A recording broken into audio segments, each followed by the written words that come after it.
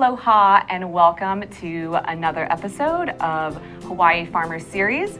We actually have a special announcement this week.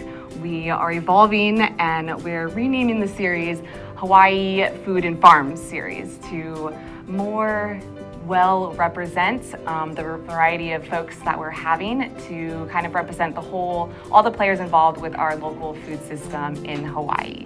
It all starts with the farmers, but there's a lot of other folks that are involved, and we want to feature them, get their background on what they're doing and why they do what they do, and get more perspectives on what the future for local food looks like for Hawaii. I'm your co-host, Justine and This is my co-host, Matthew Johnson. Great, thanks, Justine. And just a reminder before we get started so that you can join the conversation, we would love to get your tweets in at ThinkTechHI. So please join us and let's hear your questions. So today we have a fabulous guest with us today, Lynette Larson, the general manager from Kokua Market.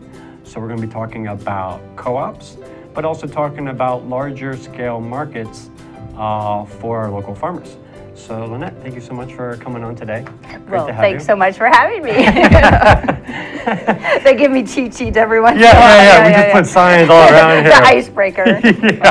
And even on such short notice as well. I know Justine just contacted you a couple days ago, so thank you so much for being flexible. And we're all excited to have you and lots of things to talk about. So why don't we get started a little bit with just kind of your background. How did you become head bottle washer at Kokua Market? Head bottle washer at Kokua Market. I guess it's easier to say general manager, so. Okay, general manager. Well, I think that's another thing that probably makes Kokua extremely unique. So I grew up in a small town in Montana, population 4,000 with 8 brothers and sisters, and not a lot of money in the house. But you know, I ended up in Hawaii about 5 years ago and was working with small business owners in another type of adventure. And one day I walked past Kokua Market and had never been there before, and got some snacks for my kid who had just started UH Manoa. And then it was really weird because my one business adventure changed, and all of a sudden there was an ad on Craigslist for a general manager for Kokua Market. And I've never run a grocery store before. And the board met exhaustively over 2 to 3 months, but I think they just understood that I had a passion for what they wanted to do, and they gave me a shot. So that's how. Wow. And how long ago was that? 4 years, just finished up my 4th year. Yeah, congratulations. Great. Yeah, so why don't we also start with then what is unique about Kokua Market? I understand it's cooperatively owned by members, so that's kind of a new concept to me. So if you kind of explain the difference of that. Yeah, and it's a new concept to me too. You know, growing up in Montana, I don't think I had much exposure to co-ops, and then even living in Idaho and Washington, I think as a consumer, I didn't feel like I'd never shopped at a co-op or kind of knew what a co-op was, but I didn't really know what it was. And, you know, in my past, I've had experience working with, you know, small businesses, you know, the mom and pop kind of thing. I own my own small businesses on the mainland. And then I also went to work for the man for a while. And so coming to Kokua is a completely different situation because it's not one family who owns it. It's not a company that owns it. It's also not a nonprofit, so we still need to be a profitable organization. But it's owned by over 4,000 community members like myself and then my little auntie down the street, and my son's a Kokua owner. And that's how we've gotten to be since 1971. Wow. And so with that, the money stays here, stays at Kokua. And I always talk when I'm bringing new people on board is that I see it as kind of this double-edged sword a bit, is that Kokua we have a great deal of freedom with what we do, what we hire, the foods that we bring in, the departments that we develop. But at the same time, if we don't run that cooperative well, and I don't run it well for those 4,000 community members who gave me $100, you know, me, not the co-op, $150, then nobody's going to bail us out. I mean, the check's not coming from the mainland, the check's not coming from the corporate office. Yeah. So we have to run this operation well and respect that freedom that we've been given. Yeah. So how did decisions get made with 4,000 owners? Well, you know, a lot of listening. And so it's not necessarily that every month I get those 4,000 owners together and we figure out how we're going to run the market. It's my job to develop as a professional, to run it well and to run it profitably while understanding what the bigger mission is. And so we have a board of directors who is a volunteer board, and it's a representative group of everything from professors and doctors, but also just general, you know, everyday people trying to make it work. So it's not, I would say, this elite kind of board. It's just an everyday people kind of board. So they're responsible for looking out for, they're called a governance board, so more of the bigger picture of Kokua, so that I'm not running it off the rails down somewhere. They still have that.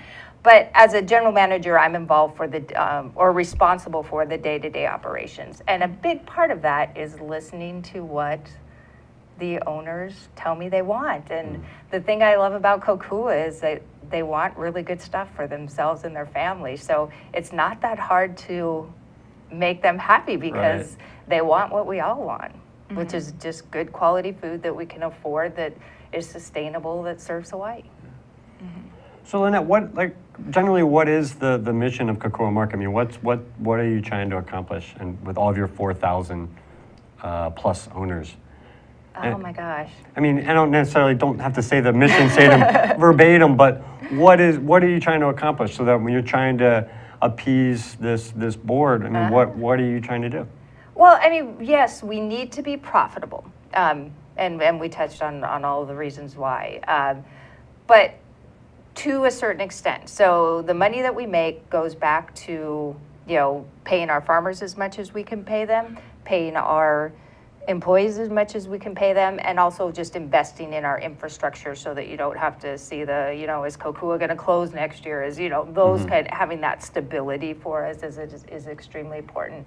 But once we do that, then it really is making, well, and it all ties together, because I think really what we're trying to do is giving people better access to minimally processed food so that they can feed themselves and their families.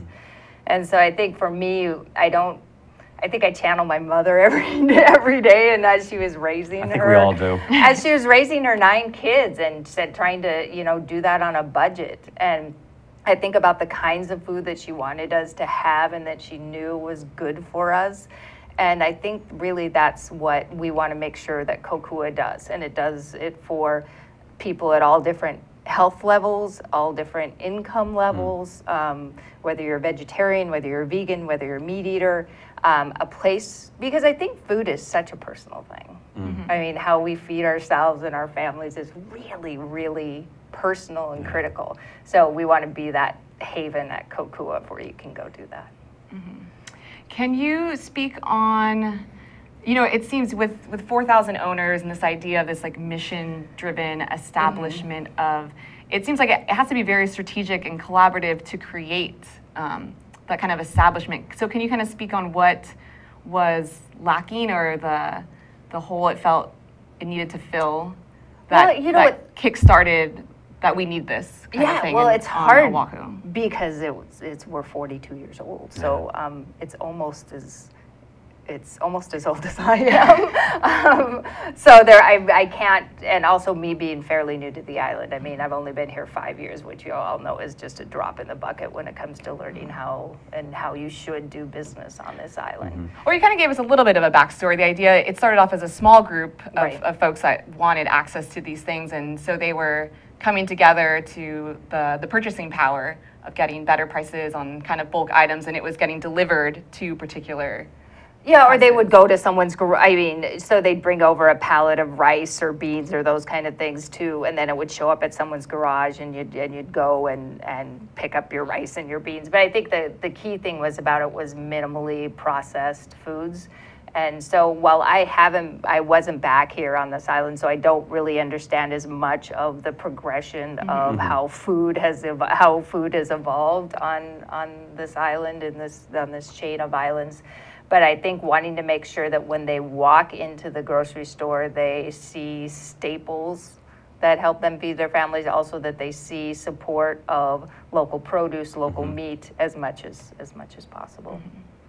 I mean, that was really interesting. You're talking about too before, like, you know, pallets would show up, like the origins of the co-op, where pallets would show up in people's driveways, and they would just kind of come, and that's kind of like the basis of the consumer co-op model, where they all wanted to purchase certain things and have that available, like the staples, like you said. Right, and may have felt that there was a gap in what was available elsewhere, and so I think that's part of that history of the cooperative structure that's dated back into the 1800s. Back in England was the very first cooperative.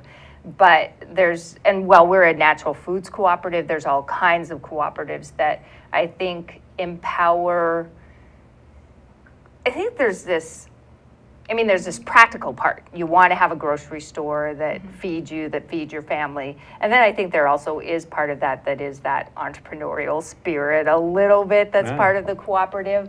And the little guy, you know, feeling like little guys getting together can do good things. Because, I mean, when you think about the number of cooperatives out there, there's all kinds. So, yes, there's food cooperatives, but there's financial cooperatives. When you look at how power got built in the Midwest was because, you know, no power company wanted to go out and worry about Mr. or Mrs. Jones, whose nearest neighbor is 25 or 30 miles away. And there's no way they were getting power. But by all of the hundreds and hundreds of little Mr. and Mrs. Jones getting together, that's how power got built in the middle of America, was through power cooperatives of small people owning these things. So again, I can't go buy a grocery store on this island, but I can become an owner with 39 other 100 people who decide the kind of grocery store that they want to support. Yeah, I mean, it's great to hear that story of it starting all group who kind of organized and had their priorities aligned, and that being able to scale up to something that can be a resource for everyone else in the community, you know, if you don't know that that's going on, but to have that opportunity. So would it be, I mean, do we want to see more co-ops like this? We do, absolutely. We had talked earlier about Waimanalo is a new co-op that is in their infancy stage, and I think when we first started getting word that they were going to open or try to establish roots, people kind of look at me and think, oh gosh, are you going to think they're competition? Or, you know, I think I even remember kind of a conversation with the board. They're like, we want us to be really friendly with these guys. It's like, well, of course we do. Because I don't think the people in Waimanalo should come to Kokua to buy their groceries, nor do I think necessarily that they should have to drive into Kaneohe or Kailua to get their groceries. I think part of what we need to do is buy groceries in our neighborhood, and that's where they want to help fill that niche, you know, buying groceries in their neighborhood, plus, of course, supporting the incredible plethora of farmers and resources that are in that neck of the woods. Yeah, I mean, it's definitely nice for the farms in Waimanalo. They're able to go to the Waimanalo Market, you know, and it's just another additional resource for them. Even if they were already coming to Kokua, now they have another source as well where they can take their products to. Right. I mean, if I have a customer who lives closer to them and they have a choice between coming to Kokua or coming to Waimanalo Market, it's like, go to Waimanalo. Really. I mean, there's plenty for us if we let people know what we can do. Talk a little bit about the customer experience. So when you come into Kokua Market, so it's the first time you're going there, how would you explain the experience to someone? Oh gosh. Well, we are forever a work in progress. I will tell you that. Every single day I wake up figuring out how to do it better. So, I mean, there's times you kind of long for the you know, that, I'll say it, the Whole Foods experience where everything's kind of bright and shiny. And I'm not critical of any other business. I mean, that's not what it's about. But you know how it is when you walk into the fancy grocery store, the fancy department store, and those kind of things. So, well, I'm always looking at it with a critical eye. I was like, well, you know, I want this and this. But we're in an older building. We're in Mo'ili'ili, which is a, you know, it has its good and it has its stuff that needs worked on, and that's kind of like Kokua. So, but what I want people to come in and see is that the basics are there. that when they walk in, they have a group of people that want to feed themselves well, and we're trying to figure out how to help you feed yourself and your families well. So, bulk bins, which, so you can get, a pound of beans that costs you a third the cost of a can of beans. Going to our frozen section, and the only beef we have is from Pu'ohoku Ranch on Molokai, and they only have 200 head of cows, but that's the only beef we have. So sometimes I'm not going to have ribeye type thing. And then, produce, again, that is, we don't have avocado from the mainland, nor bananas, nor papaya, those kind of things. So I think the customer experience I want people to have is, it will not be a perfect one, I will assure you that. But hopefully you walk in and see people who are trying to get it right. Oh. And you also, I see you guys do a lot of outreach in terms of awareness of the farmers. You guys do farm tours, you feature specific products. So can you kind of touch on that kind of outreach and education work that you do as well? And I've seen you guys do partnerships with Slow Food and... And for me, I think as being a fairly new general manager is that probably some of our outreach is where I have the most growing to do. We've gone out to Mari's Gardens in Mililani. We've done GMO educational talks, those kind of things. We, host UH student groups. We do all kinds of little things. But I think for me, we don't do nearly enough. And I think part of that is because I really want to make sure that I am building Kokua to be stable, to be successful. And so part of that is a learning curve on my part and a learning curve about the island and the resources. So once I know that, first we have to be a grocery store. Mm-hmm. We have to be a grocery store first. And so I have to make sure that I take care of that. And then once I know that we're in a good spot there, then it allows us to start reaching. Cool. Yeah. So we're going to take a quick 1-minute break and we'll get right back into it. All right. Thanks. Hawaii. Aloha. Welcome to Think Tech Hawaii. My name is Josh Green. I'm a senator from the Big Island and a physician. I host a show weekly called Healthcare in Hawaii, where we talk about the most important issues in healthcare for our state, whether it's the dengue fever outbreak, the state of our public hospitals, how to find physicians and nurses for our patients, or really just the best things to do for our family's health. That's what you'll find on this show. I'll bring experts to your attention and we'll have a free-flowing dialogue. Thanks for joining us. Aloha, my name is Kirsten Baumgart-Turner, and I'm the host of Sustainable Hawaii at thinktechhawaii.com. We air live on the internet and also on Oceanic Channel 16. I'd invite you to come for a fresh new show every Tuesday from 12 to 1 o'clock. I try to bring on guests that give us a different viewpoint on aspects of sustainability in Hawaii, as well as trying to unpack some of the difficult concepts of measuring and achieving sustainability, particularly with regard to sustainable economic growth and prosperity in Hawaii. Please join us every Tuesday from 12 to 1 p.m. Mahalo, aloha. Aloha and welcome back to Hawaii Food and Farmer Series. I'm your co-host, Justine and This is my co-host, Matthew Johnson. Today we have Lynette Larson, General Manager of Kokua Market. If you want to join the conversation, please tweet your questions and comments and feelings at ThinkTechHi. So we're going to jump right back into it. Thanks, Lynette, again for joining us. And thanks again for having me.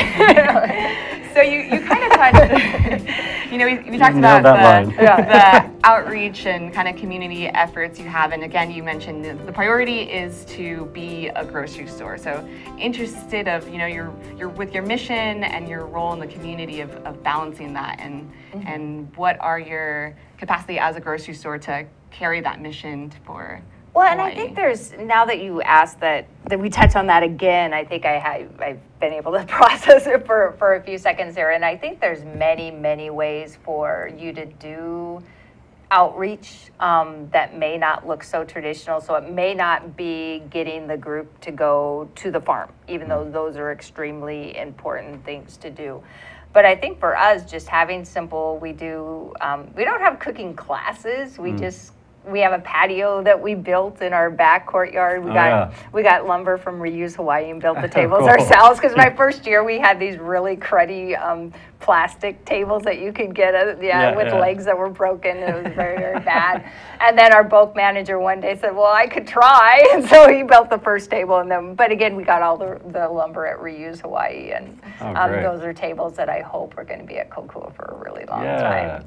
But we'll go out there and have, we had one about 4 months ago where we made kimchi out there, and we showed how to do sprouting and those kind of things, because I think that is a way that is outreach, because I think it has outreach on many levels, because if you know how to make kimchi, not only is it good for you and you're good for your belly, it's good for your budget, because really good organic kimchi can be a little bit pricey on the grocery shelf, but also it supports many, many people, because you can make a batch of kimchi that's probably 99.9% local.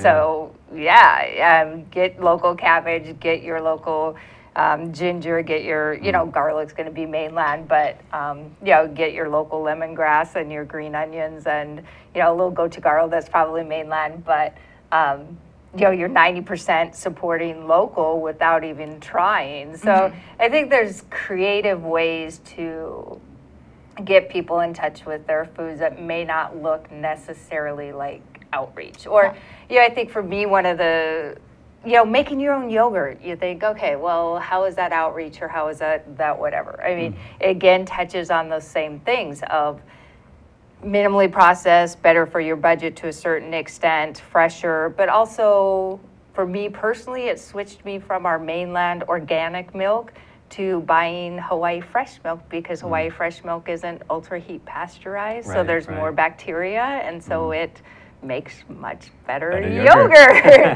So is that outreach in a traditional sense? No, but by letting other people know about those simple things that they can do. So now I'm not getting that container of yogurt from the mainland that I used to go through about 4 containers a week, because I'm a yogurt eater, is that I'm getting, 3 half gallons of Hawaii fresh milk, and the culture is keeping on going. And so does that make sense of there's many different kinds of outreach, I think. Yeah, definitely. I mean, we talk about kind of each entity's role in helping with the demand for local products. So it's really interesting. We've talked to chefs about what they're putting in their menu and how they're trying to increase that demand. So I think these creative efforts of, let's I don't want to say push, but let's educate on these meals that are utilizing tons of local. But it's not just, here's what's local.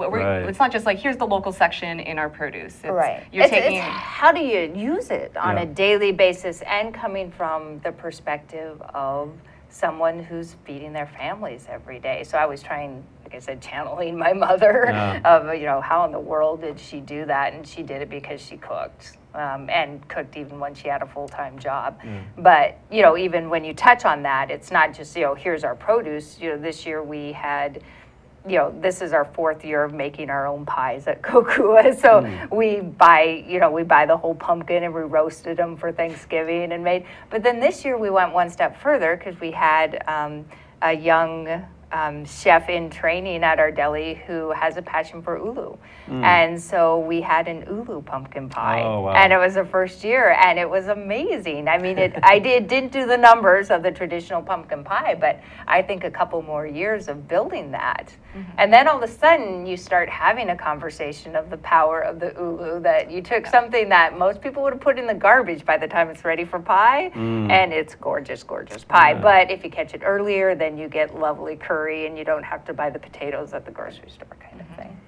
You're really seeing that as like the next step for local produce, because even with like the CSA model that we do, we see one of the challenges is that we provide just that raw, untouched produce. Some people have a good time with it and make all types of incredible things, and sometimes people just don't get into that. They aren't familiar enough with it, what to do. Even if they have recipe ideas, there's still kind of like that missing step. So to take it that next step further, to show people like, hey, here's something that is regularly available this time of year, and then now here's something you can do with it. Right. And I think that's some of the most important outreach that you can do to just encourage, because if people aren't going to use those products, then it's still not quite getting there. Yeah, we try and approach it, I think, from again, going back from that perspective of our own personal experience of, so it's not, I don't go to Jean-Pierre, our chef, and say, give me your 10 fabulous recipes, or, that was my Julia Child. Did you get that? Yeah, I get that. I thought I recognized it. Yeah, I thought so. That was over my head. I think you needed more butter.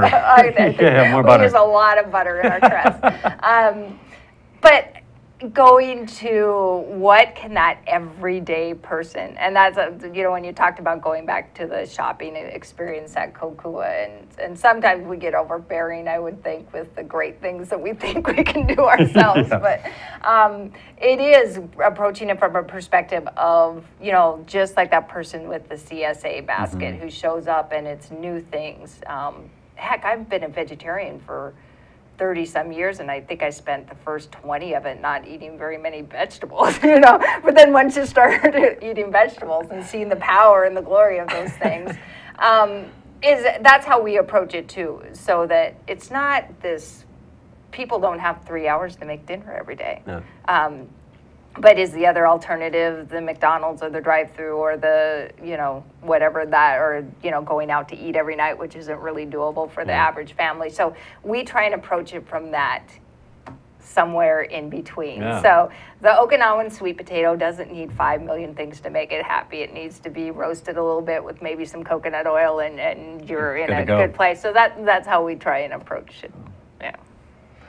Lynette, talk a little bit about the relationship with the farms. So what does that look like if I'm a new farmer and I have a product? What's going to get you, like, what are you using right now, and then what would get you excited as a new farmer coming in, and what kind of products are you looking for, and what does that relationship look like? Sure. So and I was thinking about that earlier too, and I really like what Kokua stands for, and for us, sometimes people come to me and say, oh, do you want to, let's open 2 more or 1 more, and I'm just like, no, let's do this one well first. Is that small works really well for us. So sometimes that smaller farmer may have trouble getting into a bigger grocery store, because that grocery store is going to want one. I want to supply 4 locations. I want to know that it's going to be there all the time. I want this price point, those kind of things. So for us, when we have new farmers approach us, we try, my answer first is always yes. And then Abdul, our produce manager, says, yeah, but did you ask him about? You do have to have that discussion about, okay, what's your price point going to be? Because, there's no sense if your price point that you need as a small farmer is too high for us to still make some profit to keep us sustainable, and then it rots under the shelf. Yeah. We don't let things rot, but then that doesn't do anybody any good. So we have discussions about pricing. We have discussions about availability, about being able to provide enough product to the market on a regular basis. Because as a customer, there's nothing more frustrating than, you don't have time to go to 4 different places to buy your groceries. So you want to go to that 1 or 2 and be able to get what you need. And so if you fall in love with something 1 week or 2 weeks, and it's gone, still out there, but somehow it didn't get to Kokua, then that's a problem. So we understand seasonality. We also understand rain. We also understand all of those kind of things. So, but we want to make sure that if we start a new partnership and we get our customers excited about it, that there's a rational understanding of how it's going to ebb and flow. Does that make sense? Yeah. But for the most part, we're willing to give anybody a shot. So while we always prefer certified organic, and the produce that we bring from the mainland is certified organic, other than I think we have to bring peppers every once in a while just because there's not enough certified organic, and you want people to be able to have the choice. So sometimes we'll make small choices that bring over non-organic produce, but I would say 98% of the produce that we bring over is organic. But, oh gosh, where was I going? Oh, okay, so talking about the organic, is that when it comes to local, yes, having that seal of approval, having gone through that process is always a preference. But we also understand that there's many, many barriers to that process that can stand in the way of a product that marries well with us and that our customers would want. So our biggest thing is, how do you grow your food? And if you don't use pesticides and you don't use the crud that people don't want on your food, then it's something that we can give a shot to. And that's what I love about working at Kokua, and we'll touch base about the structure, you know, the owners and the board and those kind of things. But for the most part, if I have a good farmer who comes in the morning and they want to get something on our shelves, we can have it there that afternoon and priced in the system. You can lead us into it. Okay, a break, so we'll be back in just 1 minute, and we'll see you then. Aloha, my name is Kaui Lucas. I am the host of Hawaii is My Mainland, here every Friday on Think Tech Hawaii at 3 p.m. I invite people who are doing interesting and inspiring things in our community to help us keep it local and keep it real. Tune in any Friday, 3 p.m. and also available on our YouTube channel and my blog, kauilucas.com. Hawaii is my mainland. Aloha. Hi, I'm Ethan Allen, host of Likeable Science on Think Tech Hawaii. Come join us every Friday at 2 p.m. when I interview interesting scientists about what they do, why they do it, and why we should all care about it. It's a lot of fun to see. We hear, and you can learn interesting stuff. You'll hear all kinds of fascinating science, and we know you'll have a great time. Hope to see you then. Bye-bye. Aloha, namaskar, and hello. My name is Anu Hitchell. My show is called Climate Change Beyond Outrage. In it, we go beyond outrage to discuss solutions to global problems on climate change facing people, nations, and the world. Join me here every Tuesday at 1 o'clock on Think Tech Hawaii. Aloha and bye-bye. Aloha, my name is Reg Baker, and I'm the host of Business in Hawaii with Reg Baker. Business in Hawaii is a program that is positive stories about business in Hawaii. We're tired of hearing the negativity and why it's the wrong place to have a business.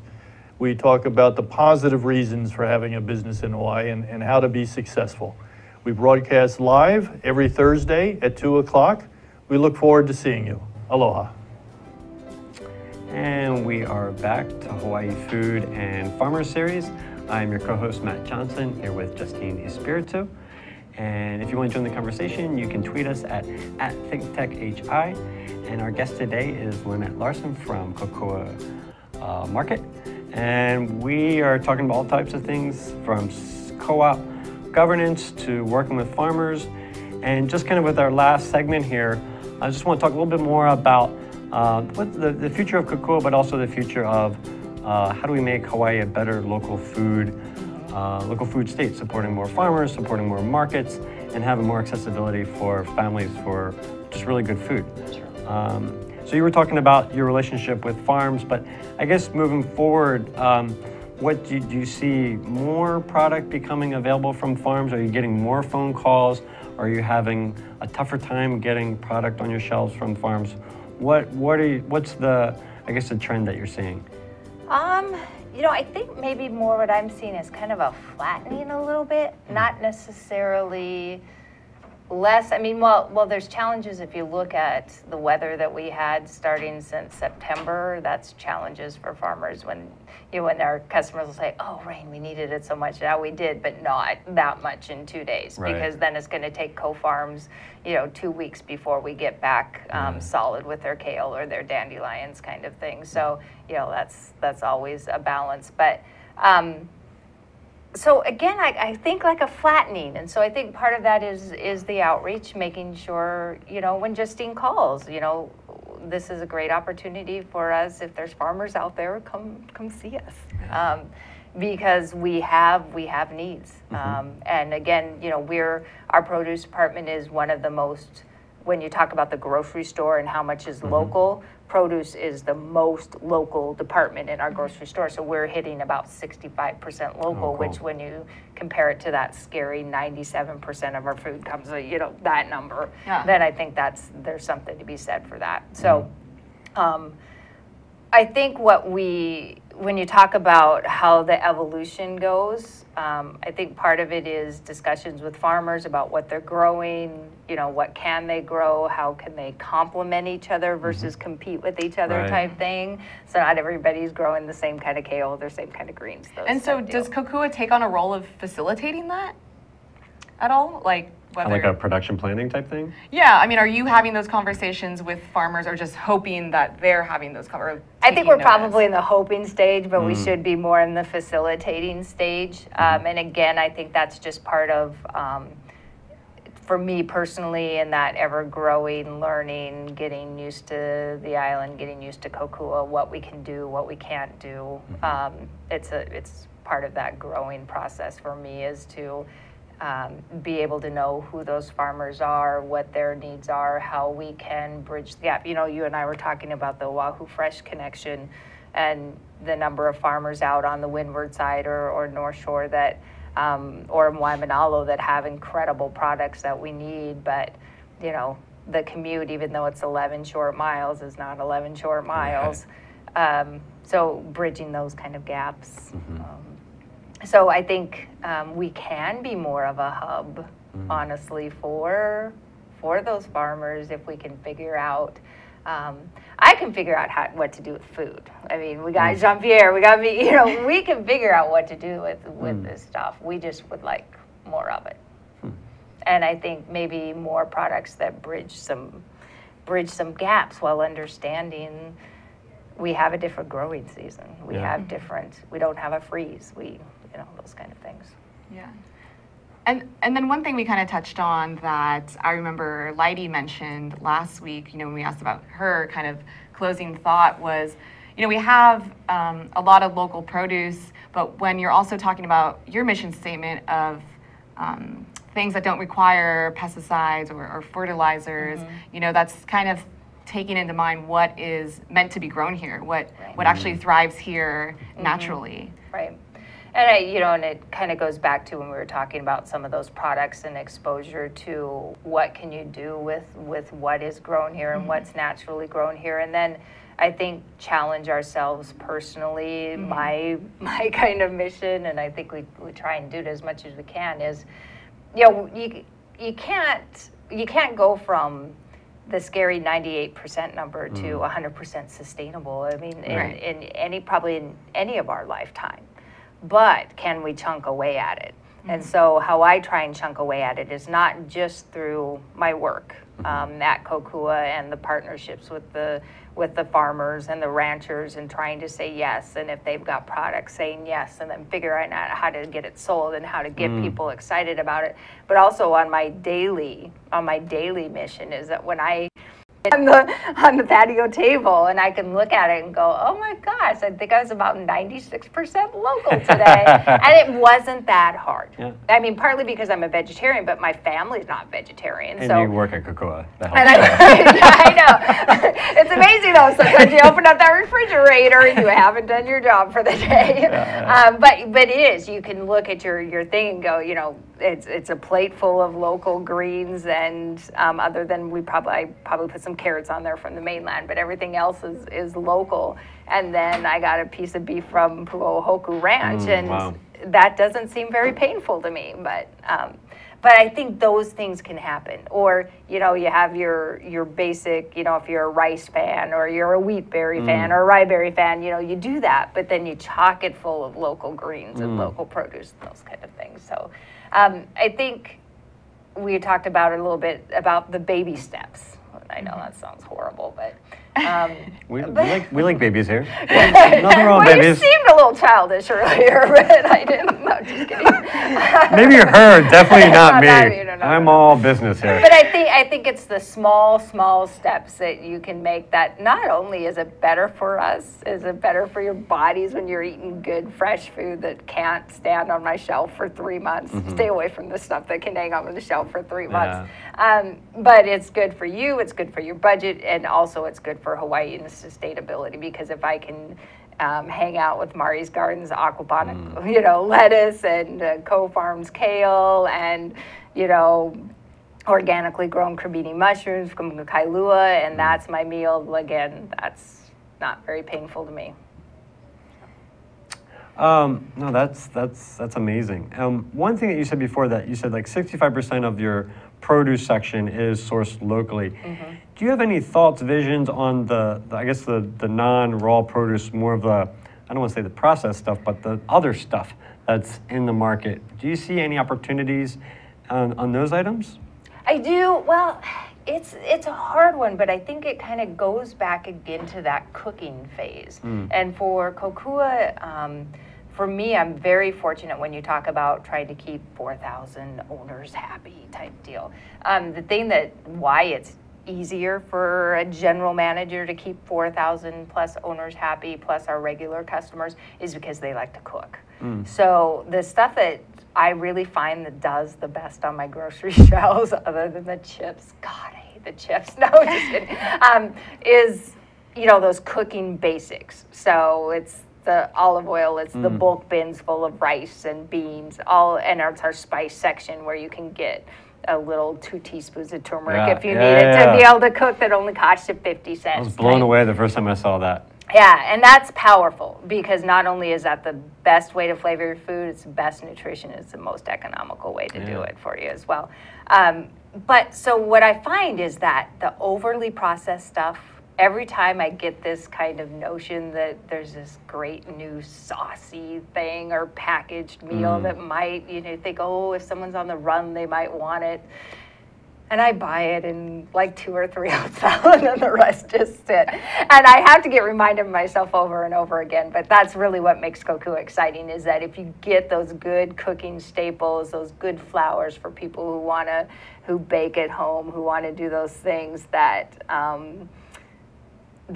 really drives our grocery store. So the evolution of that, of how I see Kokua, really is focusing on those staples, expanding our spice section, expanding our bulk section. We just got a new kind of heirloom beans in, so we have Jacob's cattle beans. I don't know about you, but you see dried bean, you need to just think how exciting. But not only are they gorgeous, but when they cook, and they're an heirloom bean, and so all kinds of good stuff.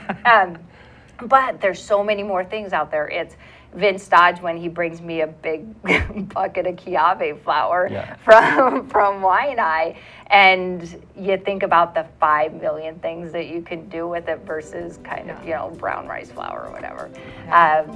So I think there's ways that you can take some of that thought process with produce and try and just stay minimally processed through the rest of the grocery store, and then support local. So like it is Vince, and then he makes these little gold Aina bar things that, I'd rather do that than have a bag of chips from the mainland type deal. So I think there's ways to integrate. That's also, I think that was a great example in terms of a strategy of designing your store and your mission to focus on growing or cooking. So we're actually out of time. But thank you so Never much. enough time. It's so great to feature Kokua and get a little more of the background. Well, again, thanks for No, we appreciate it. We just do. We appreciate it. All right, thank you so much. Join us next week and every Thursday on Hawaii Food and Farmer Series.